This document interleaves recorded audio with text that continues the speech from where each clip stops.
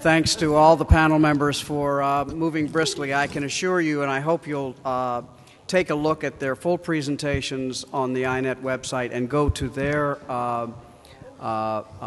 Google their names, their institutions, and get all of Kate's book is remarkable. I'm looking forward to Branko's book. Now we turn to questions. A central question which links this panel discussion with the earlier discussions we've had is an observation that I'll make, but I'll put it as a question. Is a contributing cause the recent crisis, rising income inequality? At various points in this conference, we have asked whether the financial system was responding to deeper incentives in the society. When the incomes of moderate income households leveled off in the 1990s, was the answer to insufficient household purchasing power an opening of the floodgates of credit? Was the opening of floodgates needed because in a democratic system, excessive inequality cannot coexist with democracy and political stability? I'm going to start that as a context discussion for what comes next. I'll ask each of the panel to comment on that, but let's now go to the room and let's take 3 questions and ask the panel members to kind of take note of the questions, and then we'll go through the panel, each commenting, taking about 5 minutes each to address the questions raised. The first hand I see is right here. Give your name and affiliation. I'm notoriously pathetic at names, so even if I know you, I probably won't recognize you. I've got a question over here and a question here. So those will be the first 3. I'm Sony Kapoor. I run a think tank, Redefine, and we work on both ends of the spectrum in third world countries on poverty issues and on financial system reform. So, quick question for Kate and Branko. The first one for Kate. Did you look at the effect of changing inequality and health outcomes and other outcomes over time in a particular location? Because the direction of causality is extremely important. And second, superimposing the 2 last presentations, what you find now is rather than having discrete countries and localities where within locality inequality was important, but they were separated from communication, etc., with the rest of the world. And now you have a globalized system, everybody connected, not just through finance and trade, but increasingly through communication.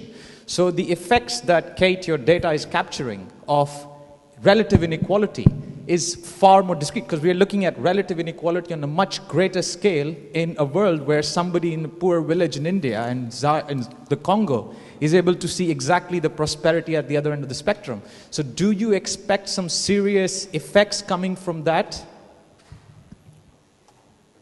Yes. John Fullerton of Capital Institute. I loved all 3 presentations, and in the spirit of introducing new ideas, I'm curious, none of you really spoke about solutions.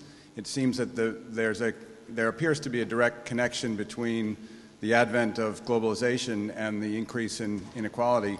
And I'm curious if any of you would care to comment, for example, on Jane Jacobs' ideas as whether they're relevant to this. My name is Leif Pagrotsky. I come from Sweden. You must be feeling very proud of yourself. Yes, I was very proud of your figures. And it's a question about your numbers, Kate, but it's directed at all 3 of you. If you were given the almighty power to do one thing, to address the inequalities in a country somewhere in the middle of the spectrum, what would that measure be?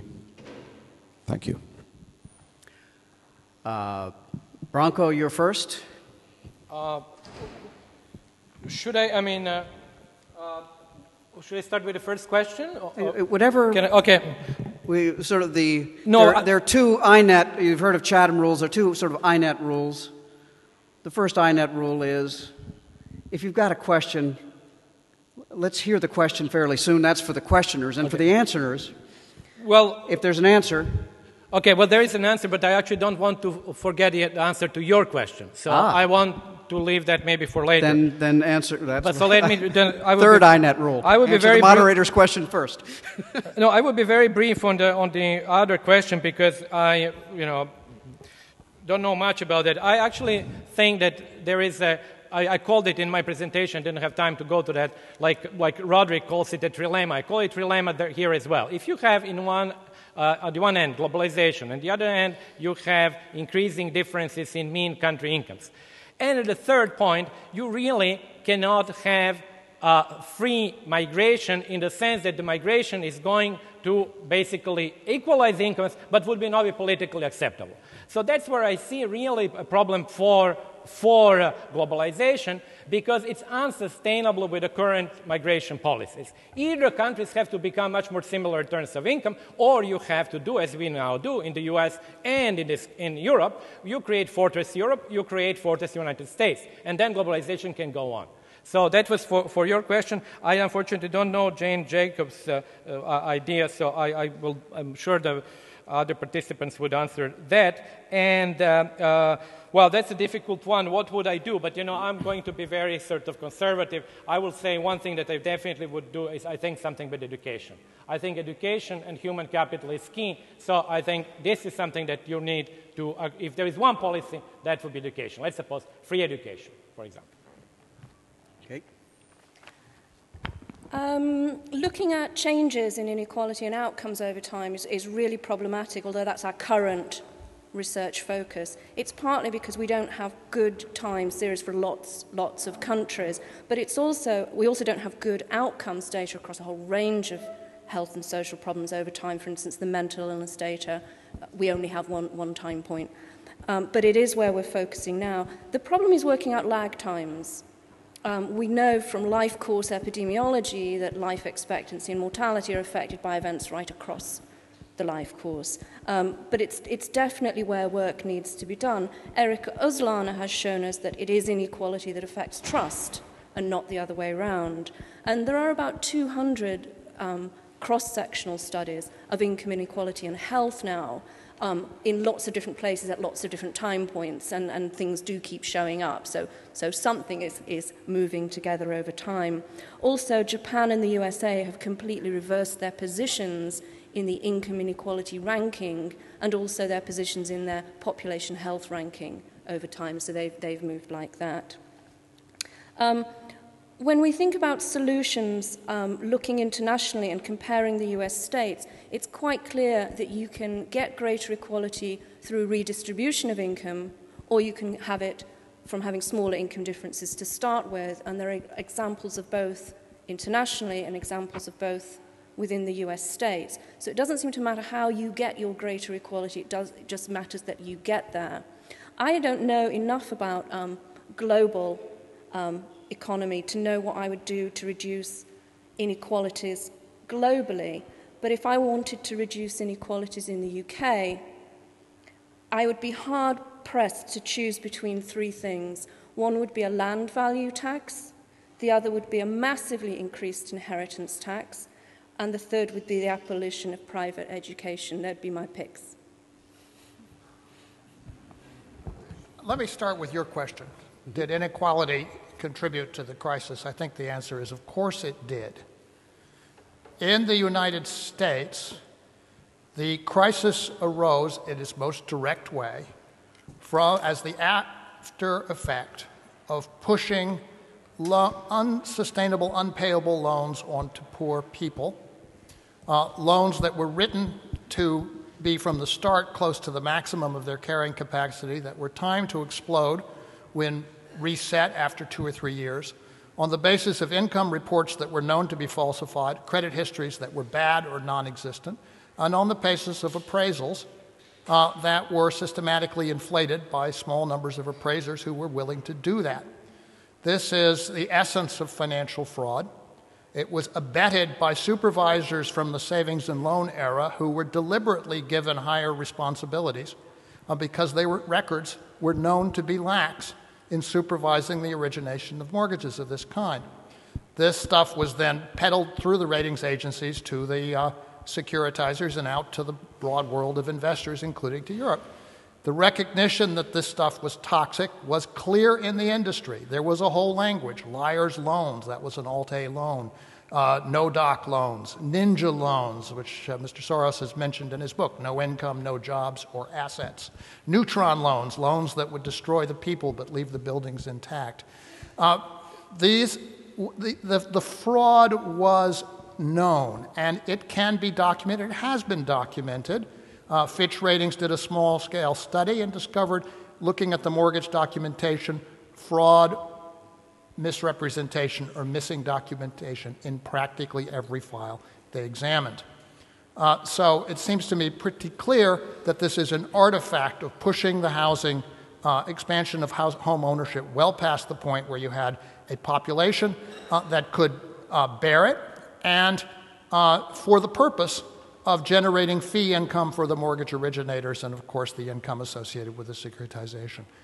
So was that an artifact of the inequality in the system? Yes, of course it was. It was an artifact of not creating the conditions and the supervision of financial instruments that would permitted the stable and sustainable expansion of home ownership in the United States, which was the foundation of middle-class prosperity in the country for 60 years, to continue. A very, very fundamental and, I think, irreversible change, which will not be corrected, not be over with by the time we meet next. What are the solutions? At the global level, it seems to me one pattern that one sees in the data. This is very much like climate change.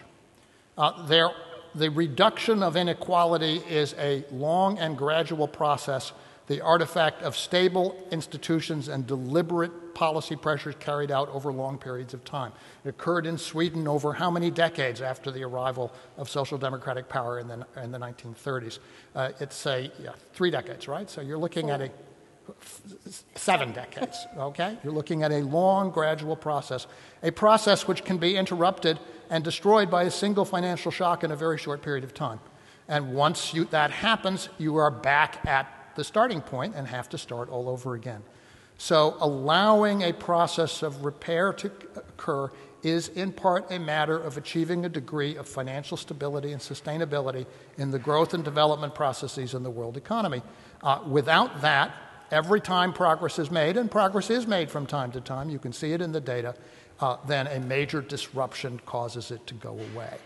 So that would be my thing, is that you have to think about this as a very long-term cumulative process, and one where it helps to have stable social democratic government over 6 or 7 decades. Let me try an answer to your question on solution. Rob Johnson mentioned the Partnership for the America's Economic Success, which permits me to open the door just a second on that. A group of business people and foundations in the United States recognized a number of years ago the human capital deficit, in effect, that was emerging in the United States. The state data that Kate laid out with respect to income, health, and other conditions, 10 of them in her index, we're very aware of that. And we're very aware within this community that our fiscal deficit may in fact be just a financial mirror of a human capital deficit. So we banded together to build a community, a business community, that supports the basic idea that the lifetime well-being of every American should be the highest economic priority of the United States, in much the same way that price stability is the highest priority of the Federal Reserve. This is a long-term project. It is now gone from thousands to tens of thousands, and we may be over 100,000 business executive participants at this point. To answer this question of human capital deficit, just to clarify the need, the partnership, together with the Society for Human Resource Management, is initiating the first ever human capital assessment for the United States, looking 5, 10, 15, 20 years out as to the skills, number, and qualities of human capital that are going to be needed by the United States in order for this thing called the U.S. production function, which has Y as output, or GDP, and it has a whole host of inputs, all of which depend on a principal input called labor. What does the supply and demand conditions for that input look like over the next 20 years? That, as a starting point, that's a first step in assessing the U.S. problem. It then enables us to direct resources, direct energies into the areas that will enable us to bring our human capital up to some concept which would sustain or enable us to achieve these projected growth rates that are in CBO and Center for Budget and Policy Priorities and other fiscal forecasts. Enough on that. Let's go back to questions. Okay, I see Bob Kuttner, and here. We got three. Oops, John, I'll get you next. Bob Kuttner is here in the front. Can we get a microphone to him? Or if you shout, Bob, I'll answer your question. I'll relay your question, and we'll keep right on. There we go. Since this is the House of Keynes, I want to raise Bretton Woods. And it seems to me that one of Keynes's insights was that if you want, whether you call it social democratic or social Christian, if you wanted national politics aiming at greater redistribution, greater economic security, it really helps to leash global speculative finance, because if you unleash global speculative finance, it's much harder to have national policies. You can do it if you're China or India or maybe even Brazil and you choose to violate the Washington Consensus and you have a very high savings rates. But two questions. Why is it, unless I misread the charts, Branko's chart and Jamie's chart, that the great convergence of the post-war era, which shows up in all of the national data, doesn't seem to show up very much in the aggregate data, or maybe I misread the chart? And how important is constraints, a la Keynes, on global speculative finance in creating the policy space for national governments to choose egalitarian policies and to allow egalitarian politics to have payoffs so that center-left governments that deliver greater equality keep getting reelected, as in Sweden? This is a question directed particularly to Jamie Galbraith. He quoted a number of well-chosen quotations from the Master, but he omitted one quotation which has the following argument. I haven't got the exact quotation. Basically, Keynes was arguing that one of the chief arguments for large income inequalities was the high importance that the classical economy attached to a high rate of saving. And Keynes then went on to say that as the economic case for high rates of saving declined, partly because his own theory assumed very frequent underemployment, and as capital became more abundant, so the social value of saving would decline as you went forward. And the implication of that is that income redistribution, or a more equal distribution of income, is an important part of stabilization policy. I wonder if you could comment on that, whether you agree with that. Right here, microphone.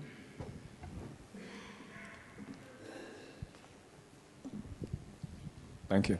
I'm sure that none of you were going to imply that we would be better off in terms of inequality without globalization. Without globalization. But it sounded sometimes that if we wouldn't have globalization, we would not have this problem. 200 years ago, or a bit more, inequality was certainly much higher than anyone in any time in history, and where we are here with the landed gentry, a few people owned everything and the rest were owned by the few people who owned everything. And let me make a second remark. Globalization has proved to be the biggest and most stringent poverty reduction instrument from 1970 until now 2010. The percentage of people in the world living on this the threshold of $1 or $1.50 a day has come down from almost 40% to about 12%.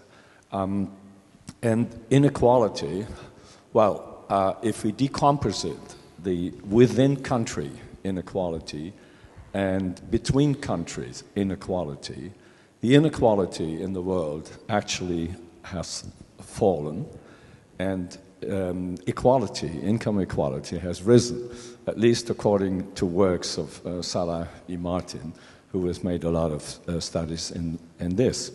Maybe you could comment on that.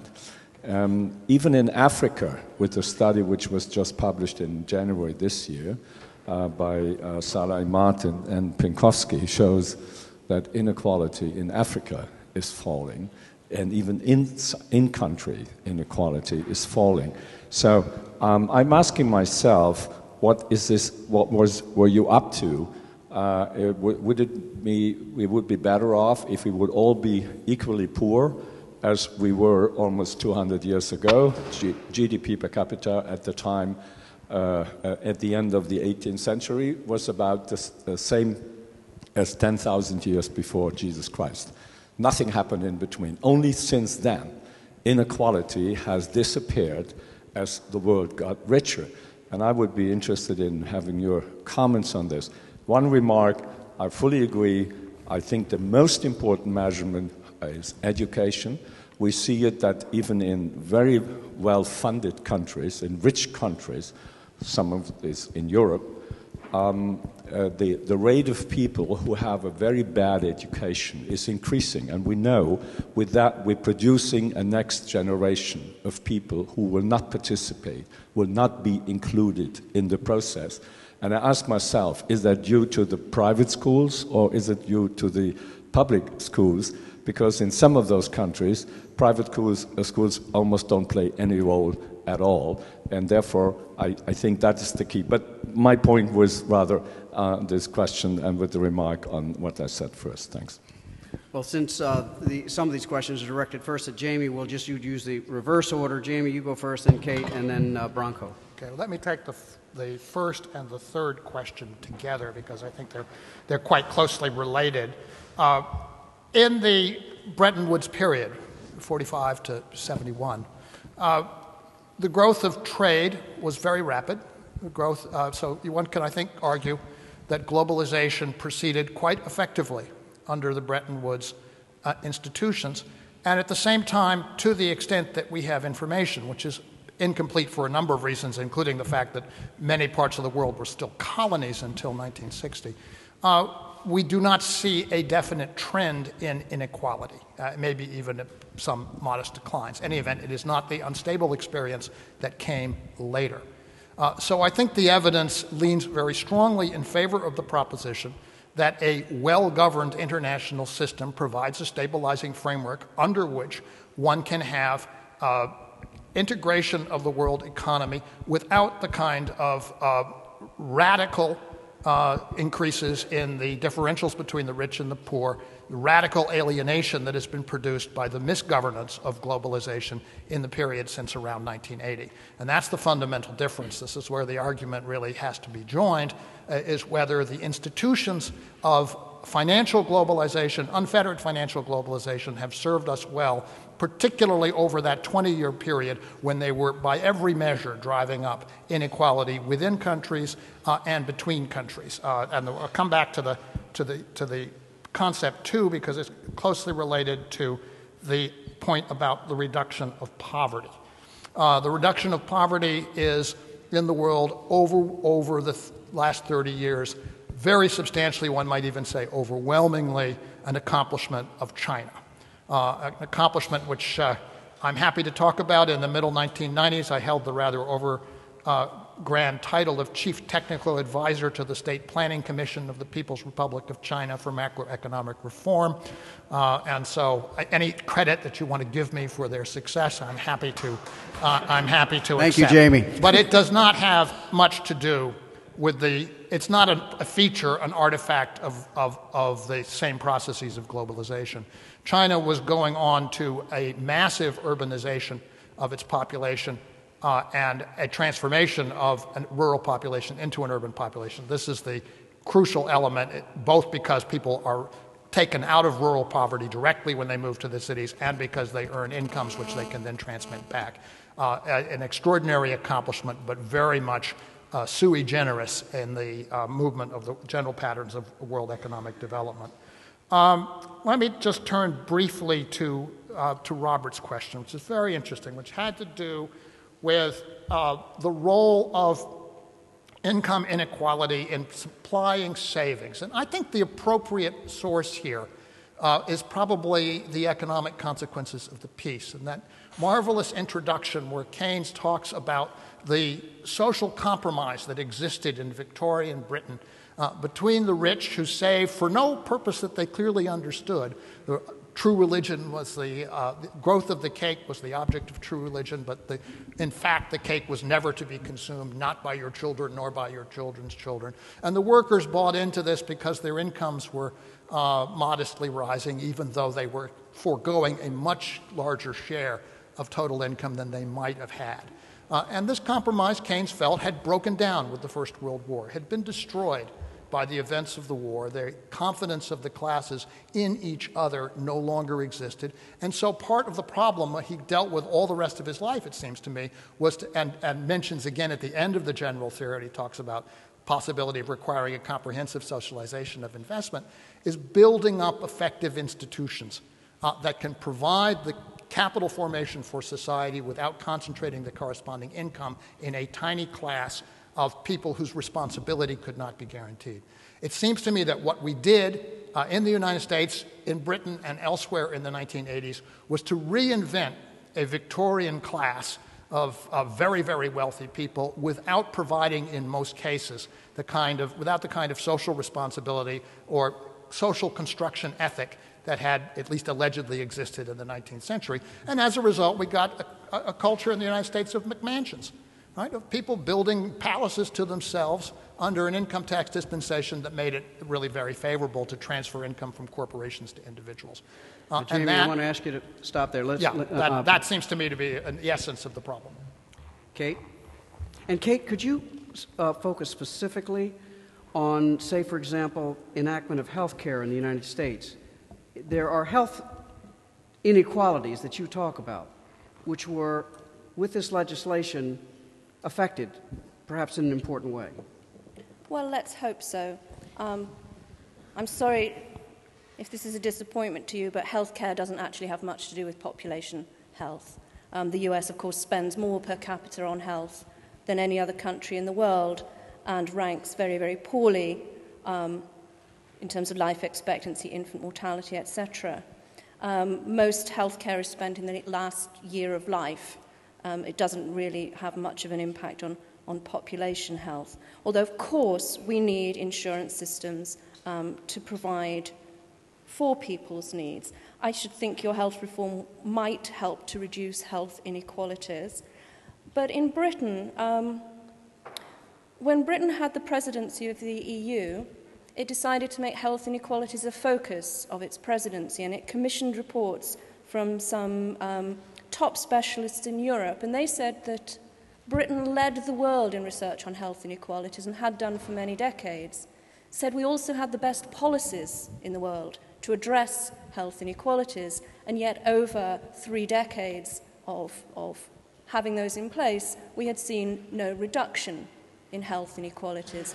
And that's because most health policy is directed at the proximal causes of poor health behaviours, and not at the root causes, poor education, low social status, and income inequality. So if you don't get to the root causes of your health inequalities, you won't change things. One of the questioners asked, would it help if we were all equally poor? We must distinguish between those societies and those people who need more material wealth and resources and access to things, and those who don't. So in most of the world, no, it would be dreadful if everybody were equally poor. But in the rich, developed economies, it would actually quite help us if some of the very rich were quite substantially poorer, because it would reduce the relativities between us. It would reduce the social stratification, and it would benefit us in all the ways that we empirically show in our book. So a bit more poverty for those who have far too much, I think, would be a very good thing. In terms of global wealth, those who look at the need to change the economic structure of the world to cope with climate change talk about contraction and conversion. that we must raise the standards of living and the wealth of the developing world while sort of contracting the consumption and wealth of the developed world, so that we all end up in some top right-hand corner of a graph. The optimistic message from our work is that that will not compromise our health or happiness. And so contraction and convergence for climate change reasons is actually likely to bring us social benefits, and we can have a high quality of life and sacrifice chasing after the holy grail of economic growth, which always strikes me as a bit like the Monty Python film. You know, they really didn't ought to be going after it, and they do an awful lot of silly things on the way trying to get it. Branko? Yes, I'll try to be brief, there are lots of questions. First, on the issue of divergence and convergence, I think there is no doubt. I mean, just if you look at the numbers, there is unconditional divergence, which starts around 78, 1980, and goes up to 2001. I mean, whatever sample of the countries you take, it's very clear. On the issue of globalization, of course, globalization has many impacts. The one is within national inequalities. The second one is growth rates of the countries. Third one is whether it really helps more populous countries or small countries. So when it all comes together, then you have this global result. However, people are very often defensive, and when I make my presentation, they often ask me the question that you asked me. But I actually did not say that we'll be better off without globalization. I just said that the globalization that we have seen over the last 25 years has, in many respects, not delivered, and people have not actually wanted to focus on that. Two aspects that I can mention. One is within national increasing inequalities, which we have seen everywhere, particularly in the United States, and which I believe are behind the crisis, something that Jamie jokingly called the Hobson-Branko theory of the global financial crisis. I do believe, actually, that it was not an accident, that it was actually in the interest of the politicians to get reelected, in the interest of the rich people to remain rich, and in the interest of those in the middle class to believe that they actually can spend much more than their income was to do all of this. Now, another thing, so that's one. The second one is there was no doubt that in terms of rates of growth for a large number of 60 to 80 countries, this has been a very dark and very bleak period, and that cannot be ignored. If you look at the facts, actually you have a bunch of Latin American countries with incomes which current incomes have been reached in 1960s. If you have African countries that we talk about great success cases, which are now getting out of the hole and back to 1961. So that actually, in face of the triumphalism, which definitely China and India did a great job and phenomenal and most important in terms of population, we actually neglected these other things. So obviously I'm totally in favor of globalization, and actually I'm in favor of high growth rates, because that's the only way for all these middle income and poor countries to get out of the hole. I have promised the organizers that we would stop at exactly 5:30. There are two hands that were going up from people I have very, very high regard for, but I'm just going to ask if you will forbear and talk directly with the panel members or me. In general, thank you very much. Rob Johnson, the other sponsors, INET, thank you.